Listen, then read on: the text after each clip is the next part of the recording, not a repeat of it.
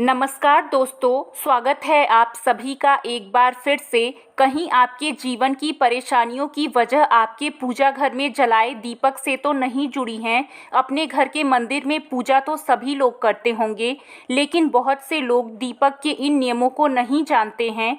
दीपक को आप भगवान का नाम लेकर जलाते हैं, कहीं वह दीपक कुछ गलत संकेत तो नहीं दे रहा है। आपकी दीपक की बाती पूरी जल जाती है या फिर उसमें घी और आधी जली हुई बाती बच जाती है, और कहीं आपकी दीपक की बाती पर फूल तो नहीं बनता है। और दीपक की बाती पर फूल बन जाने का क्या मतलब होता है?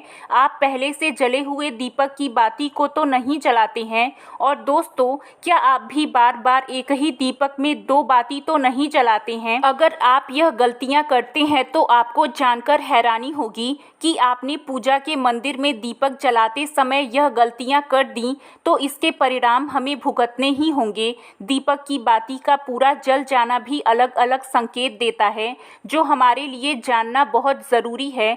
तो अगर आप इन सभी सवालों का जवाब जानना चाहते हैं तो इस वीडियो को अंत तक ज़रूर देखिएगा। तो चलिए जानते हैं दीपक के रहस्य और संकेतों के बारे में। दोस्तों, अगर आप दीपक जलाते हैं तो दीपक एकदम से ज़्यादा जलने लगता है, या दीपक बुझ जाता है, या पूरा जल जाता है और उसमें फूल बन जाता है, तो इनके अलग अलग सकारात्मक और नकारात्मक परिणाम होते हैं। तो सबसे पहले ये जान लेते हैं कि अगर हमारे दीपक में फूल बन रहा है तो इसका सीधा मतलब क्या होता है। दोस्तों, दीपक में फूल बनना मतलब भगवान ने हमारी प्रार्थना स्वीकार कर ली है और हमारी पूजा से प्रसन्न है। इसका संकेत दिया बाती में बने हुए फूलों के माध्यम से देते हैं। दोस्तों, अगर आपके घर में दिव्य शक्तियाँ मौजूद हैं और आपके साथ साथ वह भी ईश्वर की पूजा में अपना ध्यान लगाते हैं, तो आपके दीपक की बाती में एक से ज़्यादा फूल बनते हैं और कभी कभी तो साक्षात देवी देवता का रूप भी दिखने लगता है। तो अगर आपके दीपक में फूल बन रहा है तो आप सच में भाग्यशाली हैं। और इसी के साथ दीपक जलाने के कुछ खास नियम भी आपको ज़रूर पता होना चाहिए। तो चलिए बात करते हैं कुछ नियमों की। तो दोस्तों, अगर आप भी पहले से जले हुए दीपक में ज्योति लगाते हैं या पहले से जले हुए दीपक में बाती उसी में रखकर जला देते हैं, तो ऐसा करने से भगवान आपसे प्रसन्न होने की बजाय आपसे नाराज़ हो जाते हैं और आपको बहुत भयानक परिणाम देखने को मिल सकते हैं। इससे आपके बनते हुए काम बिगड़ने लगते हैं और आपकी तिजोरी का धन खर्च होने लगता है। धन आने के सारे रास्ते बंद हो जाते हैं। तो आप हमेशा यह ध्यान रखें कि जब भी आप दीपक जलाएं, आप हमेशा साफ़ सुथरे दीपक का इस्तेमाल करें। इसी के साथ कुछ लोगों की आदत होती है कि वो हर थोड़े दिन बाद अपने दीपक को बदल देते हैं, लेकिन अगर आप जिस दीपक में पूजा करते हैं तो आपको उस दीपक को बदलना नहीं चाहिए, क्योंकि बार बार भगवान के सामने इस दीपक में ज्योति लगती है तो वह दीपक सिद्ध हो जाता है और उसमें सभी देवी देवताओं की शक्तियाँ आ जाती हैं। और साथ ही आप जब भी दीपक जलाते हैं तो आपका तन और मन दोनों पवित्र हो जाता है।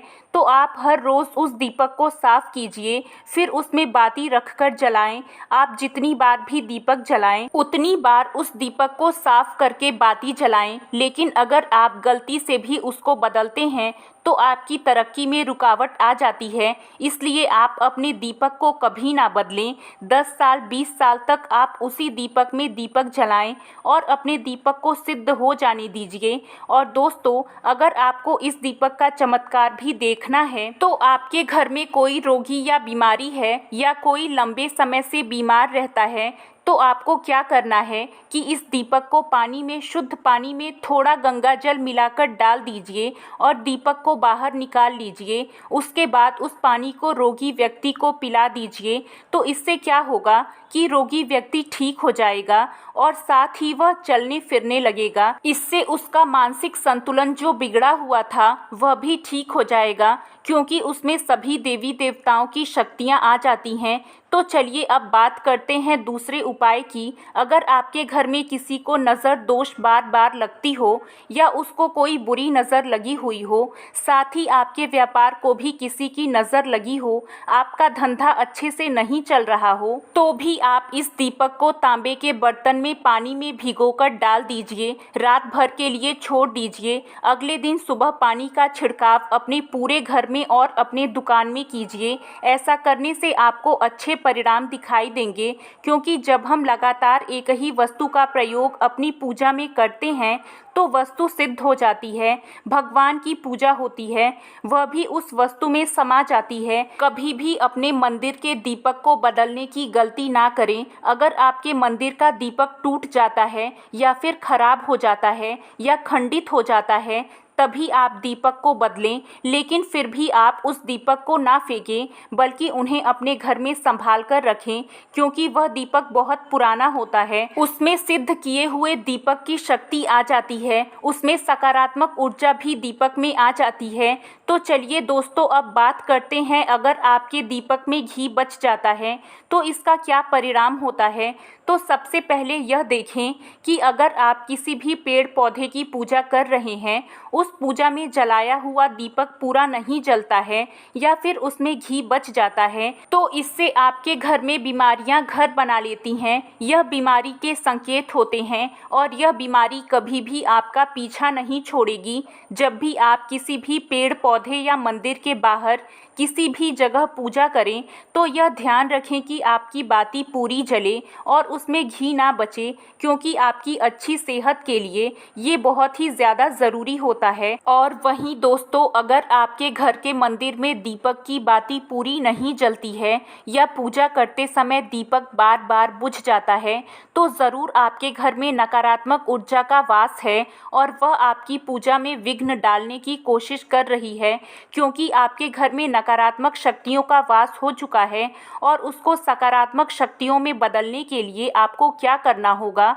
आपको करना होगा कि आप गंगा जल का यह उपाय कर सकते हैं। गंगा जल को सबसे पवित्र माना गया है, तो आपको करना क्या है कि गंगा जल से घेरा बना लेना है और उस घेरे में दीपक को रखें, क्योंकि दोस्तों गंगा जल बहुत ही पवित्र माना गया है। महादेव का वरदान भी गंगा जल को मिला हुआ है। तो गंगा जल में सबसे पहले कोई भी बुरी शक्ति प्रवेश नहीं कर सकती है, इसलिए कभी भी गंगा जल खराब नहीं होता है और गंगा जल हर तरह की ऊर्जा को सकारात्मक ऊर्जा में बदल देता है।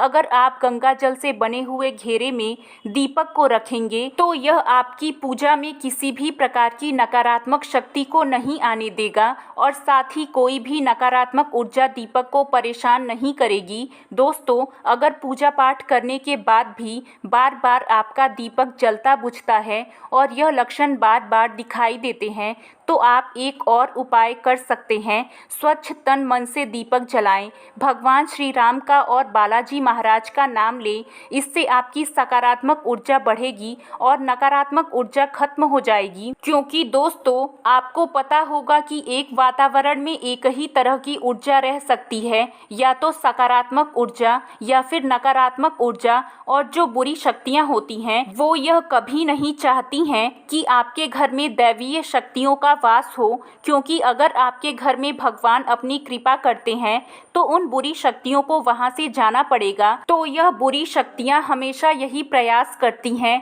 कि आपकी पूजा में रुकावट आए और इसी के प्रभाव से हमारा दीपक बार बार बुझ जाता है या फिर हमारे दीपक की बाती पूरी नहीं जल पाती है। तो इन सब से बचने के लिए आपको क्या करना है? आपको सच्चे मन से भगवान का स्मरण करना है और आप जब भी दीपक जलाएं तो भगवान से सबसे पहले यह प्रार्थना करें कि आपके आसपास जितनी भी नकारात्मक ऊर्जा है आपसे दूर हो जाए और घर में सकारात्मक ऊर्जा का वास हो जाए। उम्मीद है आपको ये जानकारी अच्छी लगी होगी। वीडियो अच्छा लगा हो तो वीडियो को लाइक करें, अपने दोस्तों के साथ शेयर करें और भी ऐसे वीडियो देखने के लिए चैनल को सब्सक्राइब ज़रूर करें।